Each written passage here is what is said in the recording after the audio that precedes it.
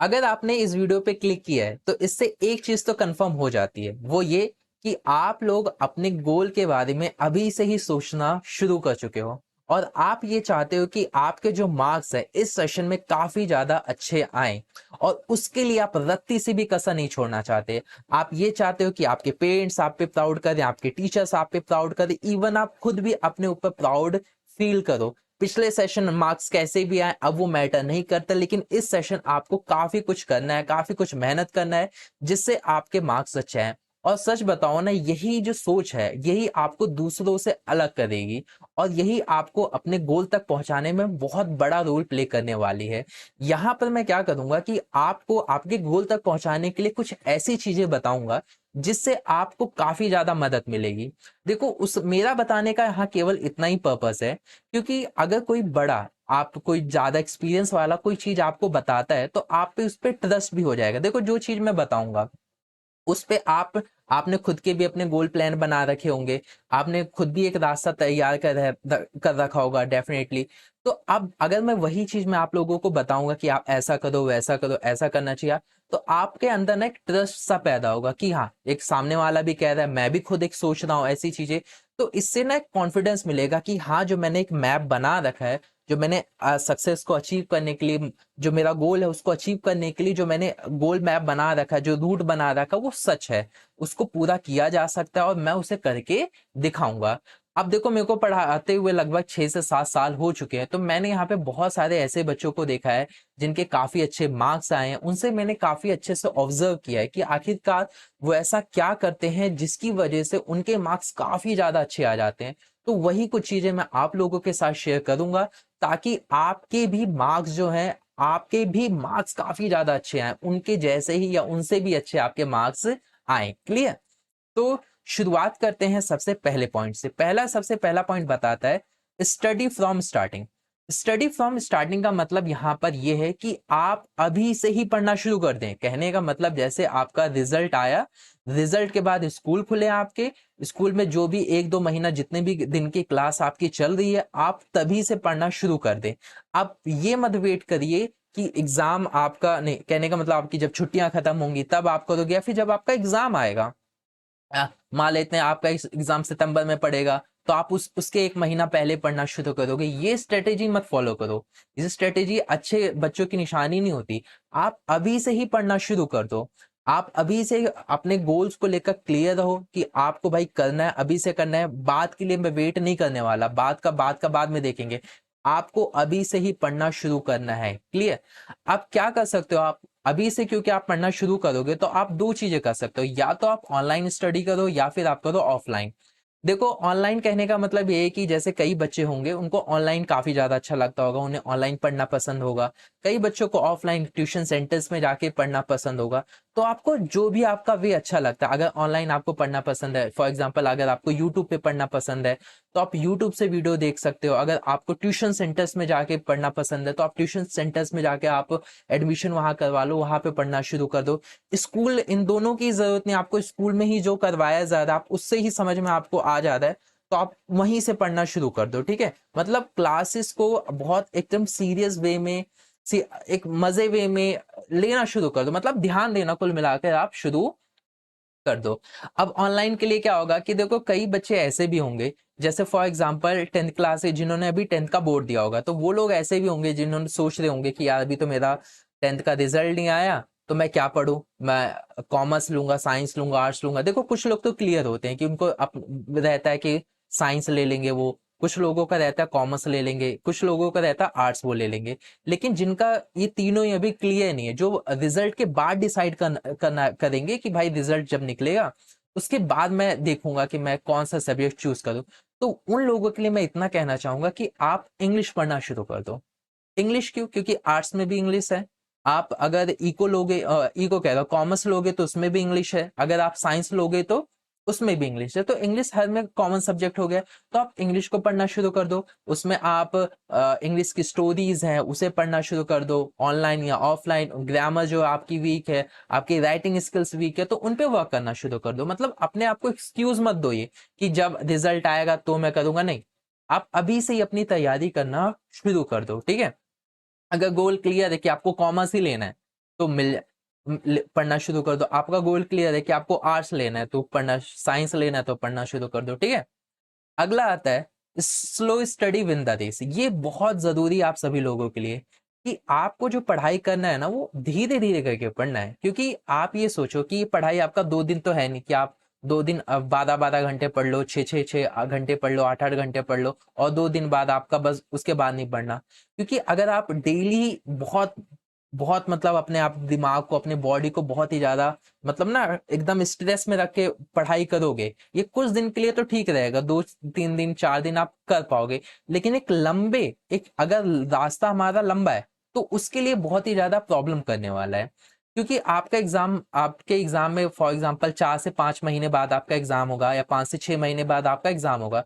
तो 5 से 6 महीने तक आपकी बॉडी अपने दिमाग को इस तरीके के प्रेशर में रखोगे ना तो वो गिव अप बहुत जल्दी करने लग जाएगा। तो हमें ऐसा नहीं करना, हमें क्या करना है, स्लो अपनी धीमे धीमे करके स्पीड बढ़ानी है। क्लियर? आपको जो भी इस क्लास में करवाया जा रहा है उसे करना शुरू करो, थोड़ा थोड़ा करो, जितना करवाया जा रहा है सफिशिएंट उतना ही करना शुरू कर दो, ठीक है। घर पर आओ उसका रिवीजन करना शुरू कर दो। लेकिन एकदम से है ना अपने आप को प्रेशर मत दो कि एकदम से आप आके चार, मैम ने पढ़ा है 1 चैप्टर, आप पढ़ गए 3 चैप्टर। तो इतना भी से अपने आप को प्रेशर मत दो, आराम आराम से करो, आराम से हो जाएगा। अगला आता है, ये बहुत ज्यादा जरूरी है, नोट्स टेस्ट रिवीजन। ये आपको आपके अच्छे मार्क्स अचीव करने में ना बहुत बड़ा रोल प्ले करेंगे। इनमें से नोट्स और टेस्ट रिवीजन यही बच्चे बहुत कम देखने को मिलता है जो बहुत कम इन तीनों पे फोकस करते हैं। नोट्स उनके प्रिपेयर नहीं रहते, टेस्ट वो देते नहीं है, रिवीजन वो करते नहीं है। तो इसकी वजह से ना उनके मार्क्स जो उनका गोल होता है उससे वो काफी ज्यादा दूर हो जाते हैं। आप लोग क्या करो, नोट्स अगर आप प्रिपेयर करना शुरू करो, स्कूल के अंदर जो नोट्स बना रहे हो उनके ना शॉर्ट नोट्स बनाओ। कई बच्चे ऐसे होते हैं जो पूरा पैराग्राफ में नोट्स बना लेते हैं, नहीं, पैराग्राफ वाले नोट्स मत बताओ, पॉइंट्स में बताओ। इसके लिए मैं आप लोगों को एक एग्जांपल देना चाहूंगा, जैसे मैं खुद भी में तो उसके लिए देखो मैंने कैसे नोट्स प्रिपेयर करके बताता हूँ। 1 मिनट, ये था, ठीक है। आप ये देख सकते हो यहाँ पर, ये ज्योग्राफी का नोट्स है जो कि हिंदी मीडियम वाले बच्चों के लिए। यहाँ पे देखो आप यह देख सकते हो कि पॉइंट्स में नोट्स हैं, कैसे हैं, यहाँ पे देखो पॉइंट्स पॉइंट्स में नोट्स बने हुए हैं। तो ये पॉइंट्स में नोट्स बनाना काफी, मैं आपको इंग्लिश वाला भी दिखा देता हूँ, ठीक है। ये भी ज्योग्राफी का ही है। तो 1 मिनट। तो आप देखो क्या है कि आप इसको समझ जाओगे। जैसे आप फॉर एग्जांपल ये देखो कितना डिस्टेंस है, 2400 किलोमीटर। विड्थ कितनी है, 400 किलोमीटर।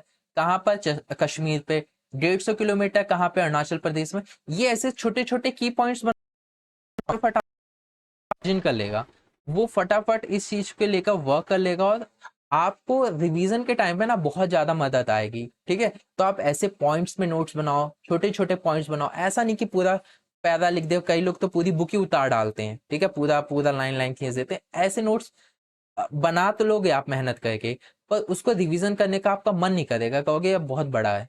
दूसरी चीज, आप ऐसे ट्यूशन सेंटर्स पे ज्वाइन करना जो टेस्ट टाइम टू टाइम लेते हैं, ठीक है। टेस्ट एक बहुत बड़ा रोल प्ले करती है।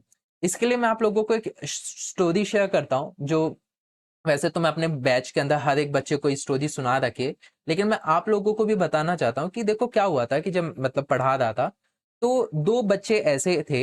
एक बच्चा वो था जब भी मैं टेस्ट देता था ना वो आ जाता था, ठीक है। वैसे तो लड़कियां ही थी 2। एक लड़की ऐसी थी जब भी मैं टेस्ट वगैरह देता था वो कैसे भी करके आ जाती थी। और दूसरी लड़की ऐसी थी जो पढ़ने में तो काफी ज्यादा अच्छी थी, बट वो टेस्ट देने के नाम पे आती नहीं थी। जब भी उसे टेस्ट के लिए बुलाओ तो छुट्टी कर लेती थी, बहुत कम आती थी। तो मैंने भी समझाया था कि भाई इतनी छुट्टियां मत करो, दिक्कत होगी। और ऐसी लड़की जो पढ़ने में तो उतना अच्छी नहीं थी, क्लासेस में जवाब नहीं देती थी, लेकिन वो जब भी टेस्ट के लिए बुलाता था ना वो टेस्ट के लिए आ जाती थी। तो पता है जब रिजल्ट आया ना तो आप विश्वास नहीं मानोगे कि ऐसी लड़की जिसपे लग रहा था कि इसके मार्क्स काफी ज्यादा अच्छे आएंगे, क्योंकि क्लास में भी काफी ज्यादा सुनाती थी, पर वो टेस्ट देने नहीं आते, तो मुझे लगा था हो जाएगा। लेकिन उसी लड़की के मार्क्स कम आए। और जिसपे मतलब जो ऐसा ऐसी लड़की थी जो क्लास में उतना ज्यादा रिस्पॉन्स नहीं देती थी पर टेस्ट बहुत ज्यादा देती थी, ठीक है, उसके मार्क्स काफी ज्यादा अच्छे आए। क्यों? क्योंकि उसकी ना प्रेजेंटेशन इंप्रूव हो गई। जहां जहां वो गलतियां करती थी मैं उसे समझाता था कि हाँ ऐसा नहीं करो, ऐसा करो, आपको ऐसा करना चाहिए, वैसा। तो उसने वो चीज समझी और अपने टेस्ट में उसने इम्प्रोवाइज किया, तो इससे क्या हुआ कि उसके जब बोर्ड्स में उसने एग्जाम दिए तो उसका वो रिजल्ट वहां पे मतलब कम शब्दों में उसने अच्छा बता देगी, तो इससे उसका ओवरऑल मार्क्स काफी ज्यादा अच्छे आ गए। क्लियर?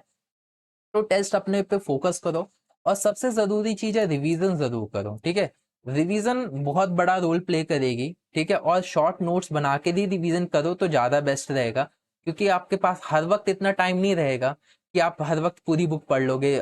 आप नोट्स बनाए रहोगे, शॉर्ट नोट्स बनाए रहोगे, तो उनके लिए रहेगा। अगर मैं रिवीजन की बात को या नोट्स की बात करूं, तो आप लोग अगर अगर आप सोशल साइंस अगर 9th 10th के बच्चे हो, ठीक है, या फिर आप 12th के बच्चे हो, अगर आप 12th में पॉलिटिकल साइंस आपने सोच रखा है, या फिर 9th 10th में आपने एसएसटी का सोच रखा है, सोशल साइंस का सोच रखा है, तो अब मैंने अपने चैनल पे वीडियोस बना रखा है, आप उन वीडियोस को देखकर शॉर्ट नोट्स प्रिपेयर कर लो। ठीक है, आप अगर स्कूल में नोट्स प्रिपेयर करना चाहते हो तो स्कूल में जो मैम पढ़ा रही वहां से नोट्स प्रिपेयर, लेकिन नोट्स प्रिपेयर शुरू करना जरूर करो। ठीक है, लास्ट पॉइंट आता है, ढेर सारी मेरी तरफ से आप लोगों के लिए शुभकामनाएं। ठीक है, कि अभी आप लोगों की स्टार्टिंग है, तो अभी से मैं शुभकामनाएं देना आप लोगों को शुरू कर देता हूं, कि ताकि आप अपने गोल को अचीव अच्छे से कर लो। इन सारी जो चीजें मैं ये वर्क करो, डेफिनेटली आप लोगों को रिजल्ट देखने को मिलेगा। लेकिन वही जो चीजें मैंने बताई ना, इनको ना ऐसा करो आप नोट डाउन कहीं कर लो। नोट डाउन करने से क्या होगा कि आपको ही पता रहेगा कि हाँ ये चीजें मुझे करनी है, और फिर आप उन्हीं चीजों को बार बार देखते रहो, फिर आपको एक दिमाग में खुद ही मैप बन जाएगा कि ये चीजें मुझे करनी है, करनी है, करनी है। आपका दिमाग आपको बार बार उसे याद दिलाता रहेगा।